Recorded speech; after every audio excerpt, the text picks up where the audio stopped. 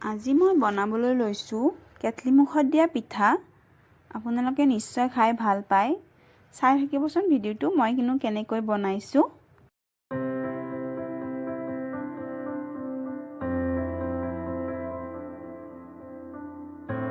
মই ইয়াতে গুড় লৈছোঁ অলপ, চেৰি, ইলাইচি গুড়ি আৰু নাৰিকলৰ গুড়ি। আপোনালোকে যদি গুড় নাখায় চেনি ব্যৱহাৰ কৰিব পাৰে। ধুনীয়াকৈ গোটেইখিনি এফালৰ পৰা দি দিম। তাৰপিছত আপোনালোকে চাই থাকিব।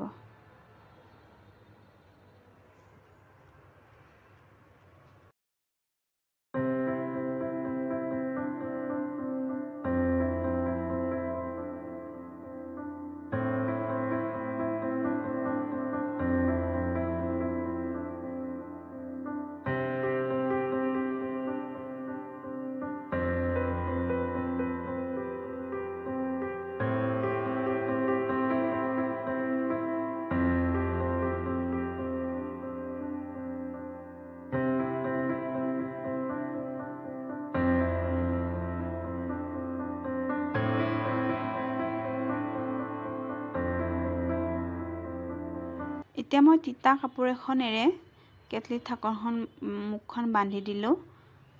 তাৰপিছত মই ইফালে গেছত পানী উতলিবলৈ দি থৈছিলোঁ, তাত মই কেটলিৰ ঢাকনখন বহুৱাই দিম। 5 মিনিট পিছত মই আকৌ উঠাই চাম। এয়া দেখিছেনে, মোৰ পিঠাটো ৰেডি হৈ গ'ল। এতিয়া মই খুলি দেখুৱাম আপোনালোকক।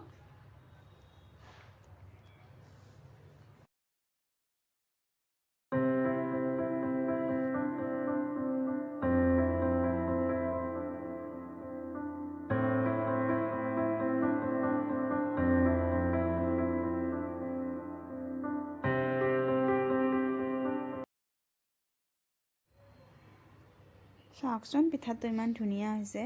মই আপোনাক ভাঙি দেখাইছোঁ পিঠাটো। বহুত টেষ্টি হয় খাবলৈ। আপোনালোকে ঘৰত ট্ৰাই কৰি চাব পাৰে এবাৰ। ভিডিঅ'টো ভাল পালে লাইক কৰিব আৰু চেনেলটো ছাবস্ক্ৰাইব কৰিব নাপাহৰিব। থেংক ইউ ভিডিঅ'টো শেষলৈ চোৱাৰ বাবে।